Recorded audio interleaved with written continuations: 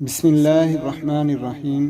السلام علیکم، میں ہوں محمد احمد اور آپ دیکھ رہے ہیں رہنما ٹی وی۔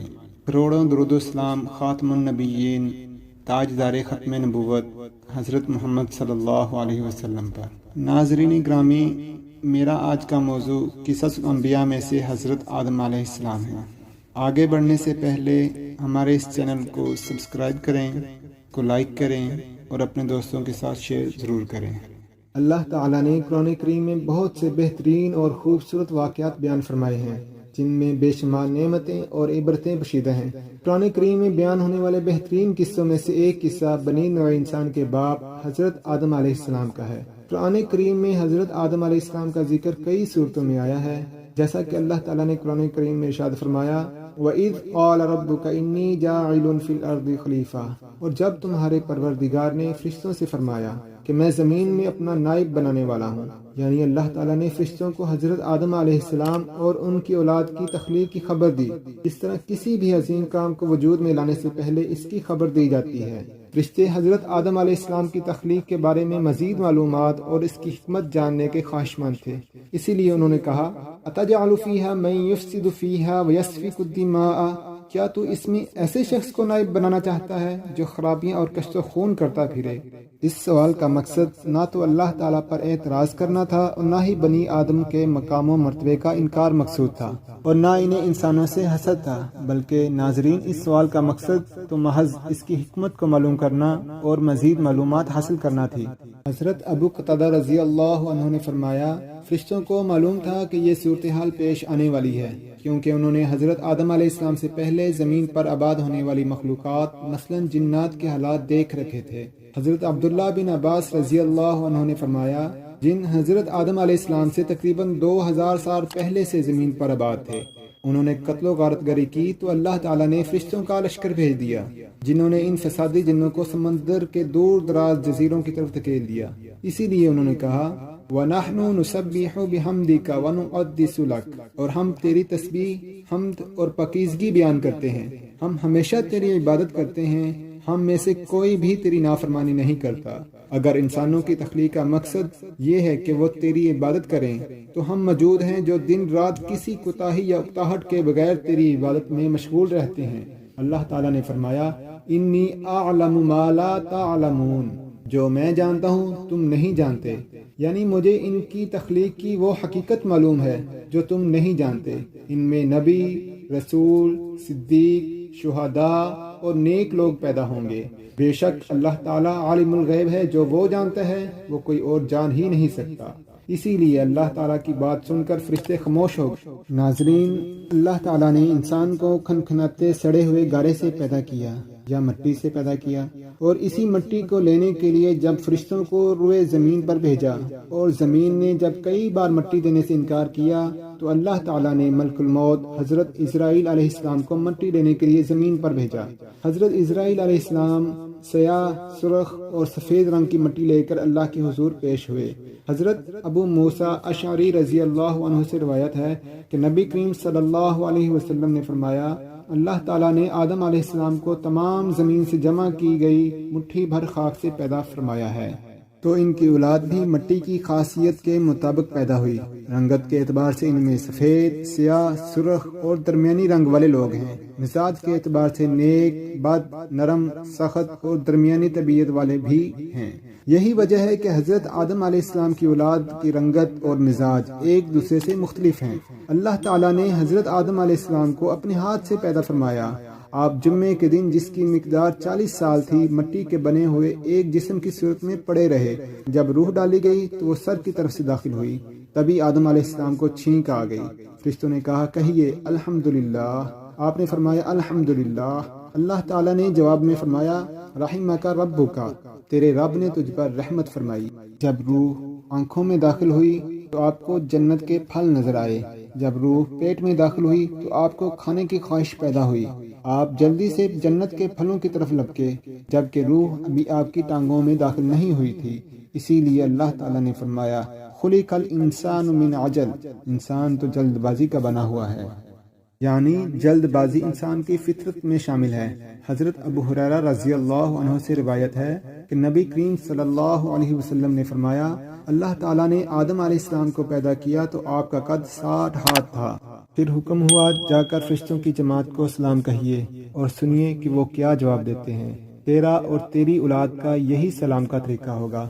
آدم علیہ السلام نے فرشتوں کی جماعت سے کہا، السلام علیکم۔ جواب میں فرشتوں نے کہا، السلام علیکہ ورحمۃ اللہ، یعنی جواب میں رحمت اللہ کا اضافہ ہو گیا۔ ناظرین، ابلیس ایک لمحے کے لیے بھی فرشتہ نہیں تھا۔ ابلیس زمین کے ان فرشتوں میں سے تھا جنہیں جن کہا جاتا ہے، اور علم و عبادات میں ان سب سے بڑھ کر تھا۔ اس کا نام عزازیل تھا۔ فرشتوں کو اللہ تعالیٰ نے نور سے پیدا کیا ہے اور جنوں کو شعلہ مارتی ہوئی آگ سے پیدا کیا ہے۔ فرشتوں کی یہ صفت ہے کہ وہ اللہ تعالیٰ کی نافرمانی نہیں کرتے۔ فرشتوں کے برعکس جنوں میں سے بعض اللہ تعالیٰ کے احکام کو مانتے ہیں اور بعض نافرمانی بھی کرتے ہیں۔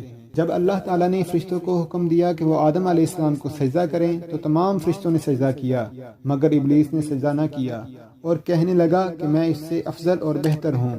مجھے آگ سے پیدا کیا گیا ہے جبکہ آدم علیہ السلام کو مٹی سے پیدا کیا گیا ہے، لہٰذا میں اسے کیسے سجدہ کروں؟ اس نے فخر اور تکبر کیا، اپنے آپ کو بڑا اور برتر جانا۔ حضرت آدم علیہ السلام کو حقیر اور کم تر جانا۔ کا عذر بڑا ہی بیکار اور غلط تھا۔ جب ابلیس نے حکم کی نافرمانی کی تو اللہ تعالیٰ نے اسے تا قیامت لعنتی اور مردود قرار دے کر جنت سے نکال دیا اور اس کا مقام و مرتبہ بھی چھین لیا۔ شیطان مردود نے اللہ تعالیٰ سے اس دن تک مہلت مانگ لی جب مردوں کو دوبارہ زندہ کیا جائے گا، یعنی قیامت تک۔ اللہ تعالیٰ نے اسے قیامت تک مہلت دے دی تو اس نے اللہ تعالیٰ سے کہا، میں بنی آدم کا دشمن رہوں گا، انہیں گمراہ کرتا رہوں گا، انہیں شرک کرنے کی دعوت دوں گا، انہیں گناہ پر اکساؤں گا، ان کی آگے پیچھے دائیں بائیں غرض ہر طرف سے آؤں گا اور ان کو گمراہ کر دوں گا۔ اب ہر وہ شخص جو اس کی بات مانے وہ بد نصیب ہے اور جو اس کی مخالفت کرے وہ خوش نصیب ہے۔ ناظرین گرامی، جب شیطان کو جنت سے نکال دیا گیا اور آدم علیہ السلام کو اس میں آباد کر دیا گیا، اس وقت آپ جنت میں اکیلے گھومتے پھرتے تھے۔ ان کا کوئی ساتھی نہ تھا جس سے آپ کو تسکین حاصل ہوتی۔ کچھ عرصے کے بعد آپ اداس رہنے لگے۔ ایک بار آپ سوئے، جب جاگے تو دیکھا ان کے پاس ایک خاتون بیٹھی ہے۔ انہیں اللہ تعالیٰ نے آپ کی پسلی سے پیدا فرمایا۔ فرشتوں نے کہا، اے آدم، اس کا نام کیا ہے؟ آپ نے فرمایا، ہوا۔ فرشتوں نے کہا، اس کا نام ہوا کیوں ہے؟ آپ نے فرمایا، کیونکہ وہ ایک زندہ وجود سے پیدا کی گئی ہے۔ آدم اور ہوا جنت کے پھل کھاتے تھے اور اس کے باغات کی سیر کرتے تھے، کیونکہ اللہ تعالیٰ نے آدم علیہ السلام کو اجازت دے رکھی تھی کہ تم اور تمہاری بیوی جنت میں رہو، جہاں سے چاہو بے روک ٹوک کھاؤ، لیکن ایک درخت کے پاس نہ جانا اور نہ ہی اس کا پھل کھانا، ورنہ ظالموں میں سے ہو جاؤ گے۔ یہ درخت کون سا تھا؟ اس بارے مفسرین کی مختلف آراء ہیں۔ وہ انگور کی بیل تھی، کھجور یا انجیر کا درخت تھا، یا پھر کوئی ایسا درخت تھا جس کو کھانے سے قضائے حاجت کی ضرورت پیش آتی ہے اور جنت کی زمین پر قضائے حاجت مناسب نہیں، جبکہ یہود کے نزدیک وہ گندم تھی۔ اب ابلیس ان کے ذہن میں وسوسے ڈالتا اور ان کو ورگلانے کی کوشش کرتا رہتا تھا۔ ایک دن ابلیس ان کے پاس آیا اور کہنے لگا، کیا آپ کو معلوم ہے کہ اللہ تعالیٰ نے آپ کو اس درخت کے پاس جانے سے کیوں منع کیا اور اس کا پھل کھانے سے کیوں منع کیا؟ آپ نے فرمایا، کیوں منع کیا؟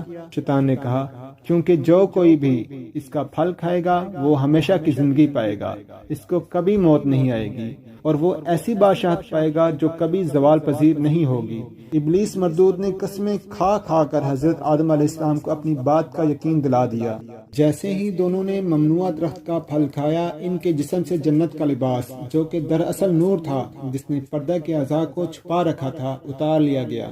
پھر دونوں جنت کے درختوں کے پتے توڑ توڑ کر اپنا جسم چھپانے لگے۔ انہیں احساس ہوا کہ انہوں نے اللہ کی حکم عدولی کر کے بہت بڑا گناہ کیا ہے۔ وہ اپنے اس فعل پر نادم اور شرمندہ ہوئے، مگر وہ غلطی کر بیٹھے تھے جس کی انہوں نے اللہ سے رو رو کر معافی مانگی اور توبہ کی۔ اللہ تعالیٰ نے ان کی توبہ کو قبول کیا، لیکن سزا کے طور پر ان کو جنت سے نکال دیا۔ اللہ تعالیٰ نے حضرت آدم علیہ السلام کو جمعے کے دن پیدا کیا، اسی دن انہیں جنت میں داخل کیا اور اسی دن انہیں جنت سے نکالا گیا۔ حضرت حسن بصری رحمہ اللہ فرماتے ہیں، آدم علیہ السلام کو ہند موجودہ سری لنکا میں اتارا گیا، ہوا کو جدہ میں، ابلیس کو بصرہ سے چند میل دور اور سانپ کو اصفہان میں اتارا گیا، جبکہ ابن عمر رضی اللہ عنہ فرماتے ہیں آدم علیہ السلام کو صفا پہاڑی اور حوا کو مروہ پہاڑی پر اتارا گیا۔ جب آدم علیہ السلام کو زمین پر اتارا گیا تو ان کو ہر چیز بنانا سکھائی گئی۔ آپ علیہ السلام نے زمین پر سب سے پہلے جو کھانا کھایا وہ اس طرح تیار ہوا کہ حضرت جبرائیل علیہ السلام ان کے پاس گندم کے کچھ دانے لائے، ان کے کہنے پر دانوں کو زمین میں بویا، وہ اگ آئے۔ وقت آنے پر انہیں کاٹا، گاہا، بھوس سے دانے الگ کیے، پھر انہیں پیسا اور گوندا، اس کی روٹی بنائی اور پھر کھائی۔ اس طرح انہیں بہت محنت اور مشقت کے بعد کھانا ملا۔ زمین پر اترنے کے بعد اللہ تعالیٰ نے حضرت آدم علیہ السلام اور اماں حوا کو کثیر اولاد عطا فرمائی۔ ان کے ہاں ہر بار ایک لڑکا اور ایک لڑکی پیدا ہوتے تھے، اور انہیں یہ حکم ہوا تھا کہ ہر لڑکے کی شادی دوسرے لڑکے کے ساتھ پیدا ہونے والی لڑکی سے کریں، اور دوسرے کی شادی پہلے کے ساتھ پیدا ہونے والی لڑکی سے کریں، یعنی جو لڑکا لڑکی ایک ساتھ پیدا ہوئے ہیں ان کی آپس میں شادی کرنا جائز نہیں تھی۔ متعدد صحابہ کرام سے روایت ہے کہ حضرت آدم علیہ السلام ہر لڑکے کی شادی کسی دوسرے لڑکے کے ساتھ پیدا ہونے والی لڑکی سے کرتے تھے۔ حابیل نے قابیل کی بہن سے نکاح کا ارادہ کیا۔ قابیل کی بہن زیادہ خوبصورت تھی بنسبت حابیل کی بہن کے، اس لیے قابیل نے چاہا کہ اس کی بہن کا نکاح حابیل کی بجائے خود اس سے ہو جائے۔ آدم علیہ السلام نے کہا کہ حابیل کو اپنی بہن سے نکاح کرنے دے۔ قابیل نے انکار کر دیا۔ اس مسئلے کو صلح صفائی سے حل کرنے کے لیے دونوں کو قربانی کا حکم دیا گیا۔ حابیل بھیڑ بکریاں چراتا تھا، اس نے ایک بہترین موٹا تازہ جانور قربان کیا۔ قابیل کھیتی باڑی کرتا تھا، اس نے اپنی کھیتی میں سے نکمی فصل کا ایک گٹھا قربانی کے طور پر پیش کیا۔ آسمان سے آگ اتری، اس نے حابیل کی قربانی کو کھا لیا لیکن قابیل کی قربانی کو چھوڑ دیا۔ قابیل اپنی اس توہین کو برداشت نہ کر سکا، اس کے سر پر شیطان سوار ہو چکا تھا۔ اس نے اولاد آدم کو بہکانے کا قصد کیا تھا اور اسے یہ ایک اچھا موقع ہاتھ آ گیا تھا۔ اس نے قابیل کو خوب بھڑکایا اور اس نے حابیل کو دھمکی دے دی، میں تجھے قتل کر دوں گا تاکہ تو اپنی مراد کو نہ پا سکے۔ حابیل نے کہا، تم مجھے کیوں قتل کرنا چاہتے ہو؟ میری قربانی قبول ہوئی ہے، اس میں میری کیا غلطی؟ اللہ تعالیٰ پرہیزگاروں اور ڈرنے والوں کی قربانی قبول فرماتا ہے۔ تم نے اگر مجھے قتل کر دیا تو یاد رکھو تمہارا ٹھکانہ بھی جہنم ہوگا۔ قابیل پر اپنی بھائی کی نصیحت کا الٹا اثر ہوا۔ کچھ دن بعد قابیل حابیل کے ریوڑ کے پاس گیا۔ حابیل اس وقت سو رہا تھا، وہ حابیل کو قتل کرنا چاہتا تھا۔ اس نے سوچا میں حابیل کو کس طرح قتل کروں، تو شیطان نے اسے قتل کرنے کا طریقہ سمجھایا۔ شیطان ایک انسان کے روپ میں آیا، اس کے پاس ایک سانپ تھا۔ اس نے سانپ کو قابیل کے سامنے رکھا اور زمین سے ایک پتھر اٹھا کر سانپ کے سر پر دے مارا۔ پتھر لگتے ہی سانپ مر گیا۔ اب قابیل کو قتل کرنے کا طریقہ سمجھ آ گیا اور اس نے حابیل کے سر پر پتھر مار کر اسے مار دیا۔ قابیل نے اپنی خواہش کی خاطر اپنے ہی بھائی کو قتل کر دیا۔ کسی انسان کا دنیا میں یہ پہلا قتل تھا جو قابیل کے ہاتھوں ہوا۔ جب حابیل مر گیا تو قابیل کو سمجھ نہیں آ رہا تھا کہ اب وہ اس لاش کا کیا کرے، کیونکہ اس وقت تک اللہ تعالیٰ نے حضرت آدم علیہ السلام کو مردوں کو دفنانے کا طریقہ نہیں بتایا تھا۔ قابیل ابھی اسی سوچ و بچار میں تھا کہ اس کی نظر دو کووں پر پڑی۔ دونوں کوے آپس میں لڑنے لگے اور پھر ایک کوے نے دوسرے کو مار دیا۔ پھر زندہ کوے نے اپنے پنجوں سے زمین کھودی اور اس میں مردہ کوے کو ڈال کر اوپر سے مٹی ڈال دی۔ انہیں دیکھ کر قابیل کو خیال آیا کہ اسے بھی ایک گڑھا کھود کر اس میں لاش کو چھپا دینا چاہیے۔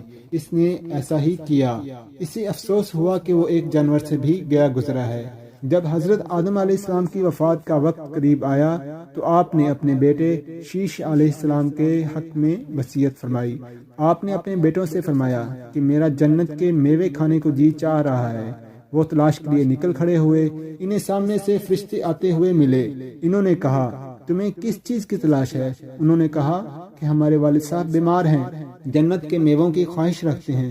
فرشتوں نے کہا، واپس چلے جاؤ، تمہارے والد فوت ہونے والے ہیں۔ جب فرشتے آدم علیہ السلام کی روح قبض کرنے کے لیے آئے تو حوا علیہ السلام نے انہیں پہچان لیا۔ وہ آدم علیہ السلام سے لپٹ گئی۔